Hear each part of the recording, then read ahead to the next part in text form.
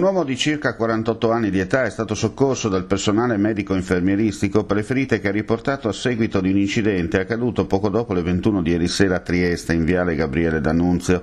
Per causa in corso di accertamento da parte dei carabinieri, mentre camminava è stato investito da un'autovettura in transito. Dopo la chiamata di aiuto, giunta al numero unico d'emergenza 112, gli infermieri della Sores hanno inviato sul posto l'equipaggio di un'ambulanza e l'automedica. Hanno attivato anche le forze dell'ordine come da prassi. Il personale medico-infermieristico ha preso in carico l'uomo, che è stato trasportato in codice rosso all'ospedale di Catinara, dove si trova tuttora ricoverato. Rilievi, come detto, da parte dei carabinieri. E intorno all'1:30 a Osoppo, in via Matteotti, il conducente di una vettura ha perso il controllo del mezzo finendo fuori strada. Gli infermieri della Sores hanno inviato sul posto l'ambulanza proveniente da Gemona e allertato l'elisoccorso, che è atterrato pochi istanti dopo. Hanno attivato anche le forze dell'ordine e i vigili del fuoco per quanto riguarda le operazioni di loro competenza.